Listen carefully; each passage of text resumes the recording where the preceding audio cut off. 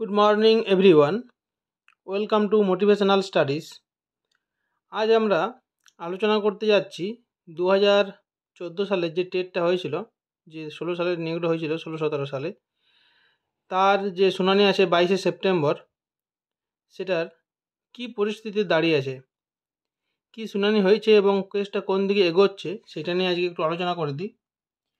যে আদৌ কি 32,000 যে প্রাইমারি টিচারের চাকরি বহাল থাকবে, নাকি যে পুরনো রায় অভিজিৎ গঙ্গোপাধ্যায় দিয়েছিলেন যে 32,000 প্রাইমারি টিচারের চাকরি বাতিল হয়ে যাবে, সেই রায়টা বহাল থাকবে। তো সেটা কোন দিকে যাচ্ছে রায়টা আমরা আজকে আলোচনা করব। একটা খবর পাওয়া গেছে যে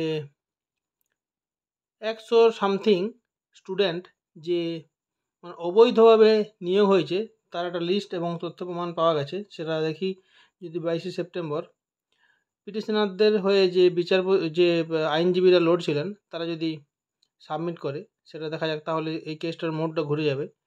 তো সেটা নিয়ে আজকে আলোচনা করব। যাই হোক, আর একটা কথা, যারা এখনও আমার চ্যানেলটা সাবস্ক্রাইব করেনি বা আমার চ্যানেলটায় নতুন, তারা চ্যানেলটা একটা সাবস্ক্রাইব করে দেবেন, আর পারলে একটু শেয়ার করে দেবেন ভিডিওটা। যাই হোক বন্ধুরা, শুরু করছি। 2014 সালে যে টেটটা হয়, তার নিয়োগ হয় 2016-17 সালে। সেই সময় আনট্রেন্ড ক্যান্ডিডেটরাও টেট পরীক্ষা দিতে পারতেন, অর্থাৎ যারা ডিএড করেননি বা ডিএলএড করেননি তারাও কিন্তু টেট পরীক্ষায় বসতে পারতেন। টেট পরীক্ষা 2023 সালের পর থেকে তো টেটটা মাস্ট হয়ে যায়। তো যাই হোক, আমরা আলোচনা করছি যে তখন কি হয়েছিল আর কি। তো তখন 42,949 জনের টোটাল চাকরি হয়।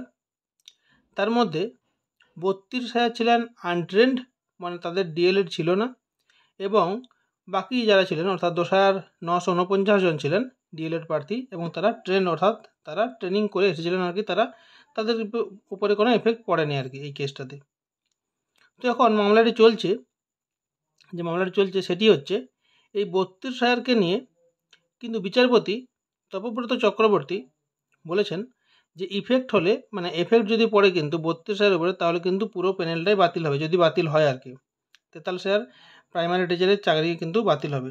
আর একটা কথা বলে দিই আমি, যে এই মামলাটা চলছে বিচারপতি তপব্রত চক্রবর্তী এবং বিচারপতি ঋতব্রত কুমার মিত্রের ডিভিশন বেঞ্চে। আগামী 22শে সেপ্টেম্বর আমরা শুনানিটা আছে 11 নম্বর কোর্টে, আর 4 নম্বর ডিভিশন বেঞ্চে আছে।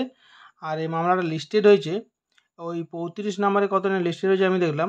মামলাটা লিস্টেড হয়েছে ওই বলে দিচ্ছি দাঁড়ান, 27 নম্বরে। 27 নম্বর সিরিয়াল আছে, ম্যাটার নাম্বার 873, এবং দুপুর 2টো থেকে শুরু হবে। তো এখন কিন্তু যেগুলো হচ্ছে সেগুলোই শুরু হচ্ছে আর কি। আর ক্যান টোটাল যোগ হয়েছে এখন 125টা ক্যান এখন যোগ হয়েছে টোটাল আর কি, মামলাটির সাথে যোগ হয়েছে। তো আমরা যেটা বলতে যাচ্ছিলাম যে তাহলে এখন যে আগের দিন শুনানিটা হয়েছে, যে এখন অ্যাপটিটিউড টেস্ট নিয়ে আগের শুনানিগুলোতে তর্ক বিতর্ক হয়েছে, কিন্তু ক্যান্ডিডেটের অ্যাপটিটিউড টেস্ট যে হয়েছে সেটা নিয়ে একটা তর্ক বিতর্ক চলছে, যে কিছু ক্যান্ডিডেটের অ্যাপটিটিউড টেস্ট হয়েছে, আবার কিছু ক্যান্ডিডেটের অ্যাপটিটিউড টেস্ট হয়নি। তো কিছু ক্যান্ডিডেট বলছেন অ্যাপটিটিউড টেস্ট হয়নি, অথচ তাদেরকে অ্যাপটিটিউড টেস্টের নাম্বার দিয়ে দেওয়া হয়েছে। তো এটা নিয়ে এখন চলছে, কিন্তু এটা তো আর ক্যান্ডিডেটদের ভুল নয়। ধরুন এটা যারা আমাদের পর্ষদ অর্থাৎ প্রাইমারি বোর্ড যে করেছে তার ভুল এটা। তাহলে এই জন্যই আগের দিন আমাদের আইনজীবী বলেছিলেন যে এটা হচ্ছে একটা ইনস্টিটিউশনাল ফ্রড, এটা কোনো ইন্ডিভিজুয়াল কিছু নয়, ঠিক আছে।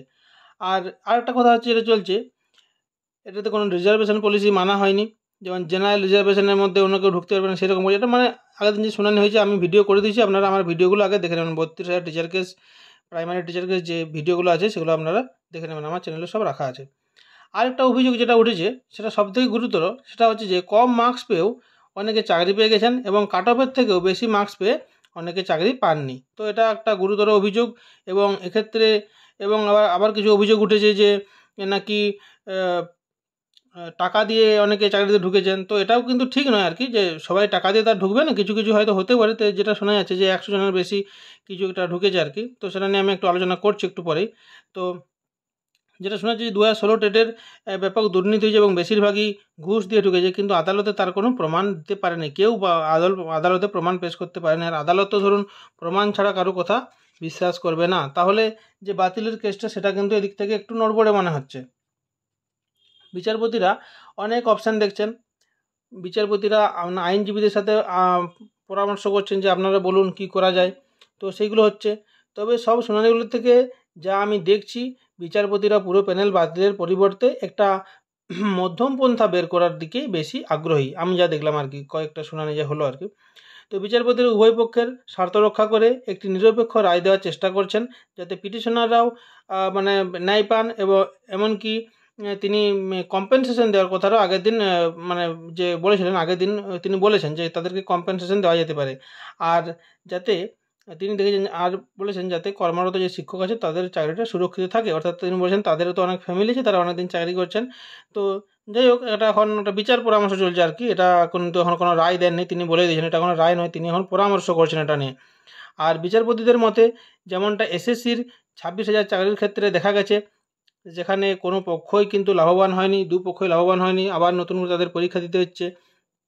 তাই যদি নিয়োগ প্রক্রিয়ায় কোনো ক্ষেত্রে দুর্নীতি প্রমাণিত হয়, তাকে শুধুমাত্র সেই অংশটি বাতিল করার মানে অপশান দেখছেন আর কি বিচারপতিরা।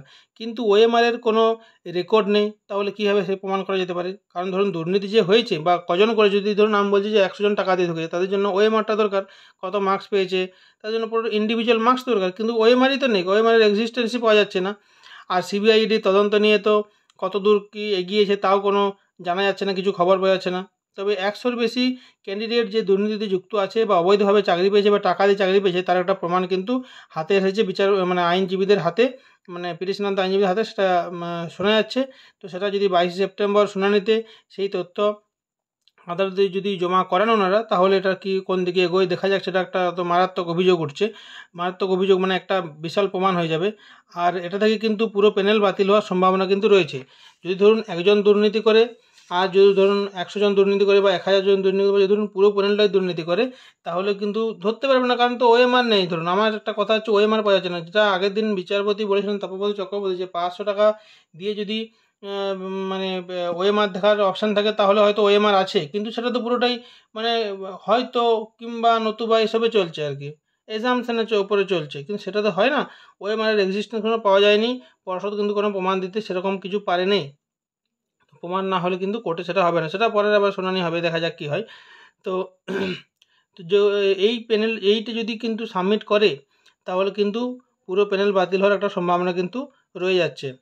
এবার যদি এই দুর্নীতিতে সিবিআইডি তদন্তে যদি প্রমাণিত হয় যে এই দুর্নীতিটা হয়েছে, পার্টিকুলার মানে যদি ওই যারা দুর্নীতি করেছে তাদের যদি ধরতে না পারে যে পার্টিকুলার এই ব্যক্তিরাই দুর্নীতি করেছে, তাহলে কিন্তু পুরো বাতিল একটা সম্ভাবনা, এটা কিন্তু একটা মারাত্মক সম্ভাবনা রয়ে যায়। তখন সিবিআইডি তদন্ত কবে আসে সেটা দেখা যাক।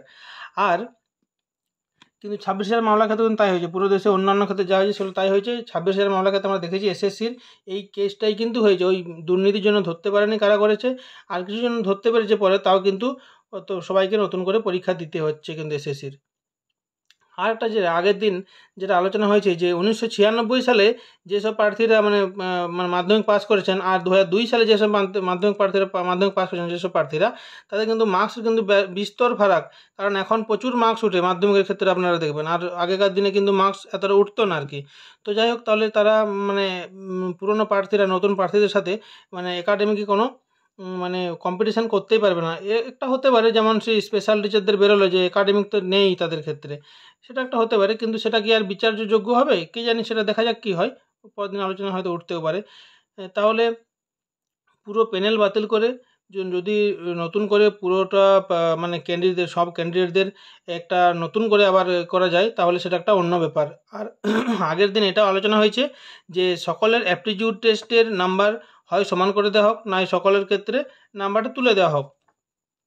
তার জন্য কিন্তু শুধু 32,000 বা 43,000 নয়, সেই বছর ইন্টারভিউ যে দিয়েছিলেন আর কি, সবাই যারা ইন্টারভিউ দিয়েছিলেন ইন্ডিভিজুয়াল প্রত্যেকের মার্কস চাই, কিন্তু সেই ক্ষেত্রে একটা কথা আসছে যে ওএমআর কোথায়, ওএমআর তো নেই, কোনো ওএমআর এক্সিস্টেন্স থাকলে তবে না দিতে পারবে, বুঝতে পারবে যে ইন্ডিভিজুয়াল মার্কস কত হয়েছিল, অ্যাপটিটিউড টেস্টে কত দিয়েছিল, কিছু কিছু আর কি আছে, সবার কাছে তো নেই, আর সবার থাকলে তবে না, মানে যতজন পরীক্ষা দিয়েছিল সবার দরকার, তাহলে নতুন করে একটা পুরো প্যানেল তৈরি করতে হবে আবার, তাহলে আবার হয়তো কিছু ক্যান্ডিডেট তার মধ্যে বেরিয়ে যাবে, কিছু ক্যান্ডিডেট নতুন ক্যান্ডিডেট ঢুকবে, তাহলে সেটা আবার অনেকটা হেফাজতের ব্যাপার হয়ে যাচ্ছে, দেখা যাক কী বলে সেটা। যদিও আগের দিন এই কথা উঠে এসেছে, যেহেতু 500 টাকা দিয়ে, যেটা বললাম আর কি, যে 500 টাকা দিয়ে উঠে এসেছে এই কথাটা, কিন্তু ওএমআর এর এক্সিস্টেন্স আছে বলে কোথায় আছে কেউ জানে না, পর্ষদই হয়তো জানে। তবে 32,000 চাকরি বাতিল হবে কি হবে না সেটা এখনই কিন্তু বোঝা যাচ্ছে না। এই মামলার নিষ্পত্তি আমার মনে হয় খুব শীঘ্রই হয়ে যাবে, কারণ দেখুন একটা ব্যাপার আমি দেখেছি যে মামলার যদি ডেট খুব তাড়াতাড়ি পড়ে আর কি, সেটা হচ্ছে 11 সেপ্টেম্বরের পরে 22 সেপ্টেম্বর পড়ছে, এই ডেটটা একটু দূরে হয়ে গেল, কিন্তু মামলার নিষ্পত্তি আমার মনে হচ্ছে খুব তাড়াতাড়ি হয়ে যাবে, কারণ ডেটগুলো দেখুন খুব কাছাকাছিই পড়ছে। আর অনেক যে শুনানি হয়ে গেছে, ক্যানের শুনানি বা অনেক যে পিটিশনারদের যে শুনানি চলছে অনেকটাই এগিয়ে গেছে, আর কয়েকটা আছে হয়তো। আজ যে আমি একটা স্ক্রিনশট দিচ্ছি দেখুন, এই ক্যানগুলো আর কিছুটা শুনানি বাকি আছে, তো তার এই শুনানিগুলো হয়ে গেলেই তাড়াতাড়ি আশা করছি এই মামলাটা নিষ্পত্তি হয়ে যাবে। বিচারপতিরা খুব সন্তর্পণে এগোচ্ছেন যে কোন দিক করা যায়, তারা একটা মধ্যম পন্থা নিয়ে এগোতে চলছেন আমি যা দেখছি। তবে কিন্তু যদি সিবিআইডি রিপোর্ট আসে বা যদি এই 100 জনের দুর্নীতি যদি ধরা পড়ে, যে 100 জন করেছে আর কি দুর্নীতি, আর যদি ইন্ডিভিজুয়াল মার্কস ধরা না পড়ে, তাহলে যদি বুঝতে না পারে, তাহলে কিন্তু পুরো প্যানেল বাতিল হওয়ার একটা চান্স রয়ে যাচ্ছে। ঠিক আছে, আর এটাই বললাম আমি। তারপর নজর থাকছে আমাদের 22 সেপ্টেম্বরের দিকে, মানে যেটা শুনানিটা হচ্ছে আর কি, বিচারপতি তপব্রত চক্রবর্তী এবং বিচারপতি ঋতব্রত কুমার মিত্রের ডিভিশন বেঞ্চে। এই শুনানিতে কি হয় দেখা যাক। আমার চ্যানেলের উপর নজর রাখুন। আমি মামলাটি মানে সেদিন হওয়ার পরে, শুনানিটা হওয়ার পরেই আমি আপডেট দিয়ে দেবো কী হলো শুনানি। আপনারা খুবই মানে অনেকে আশায় দিন গুনছেন, অনেকে ভয়ে দিন গুনছেন, বুঝতে পারছি। তো কোন দিকে মামলাটা যায় দেখা যাক। দুপক্ষই কিন্তু মানে টক্করে তুলনা চলছে, মানে লড়াই চলছে। কোনোবার মনে হচ্ছে যে হয়তো 32,000 চাকরি বাতিল হয়ে যেতে পারে, আবার কোনোবার মনে হচ্ছে যে না বাতিল হবে না, মামলাটা মানে যারা 32,000 চাকরি আছেন তাদের চাকরি রয়ে যাচ্ছে। তো কোন দিকে যায় দেখা যাক। আরও শুনানি হবে, সেগুলো আমি আপডেট দেবো আপনারা। আর যারা আমার চ্যানেলটা এখনও সাবস্ক্রাইব করেনি বা আমার চ্যানেলে নতুন, তারা চ্যানেলটা একটু সাবস্ক্রাইব করে দেবেন, পারলে একটু শেয়ার করে দেবেন, আর ভিডিওটা ভালো লাগলে একটা লাইক করে দেবেন।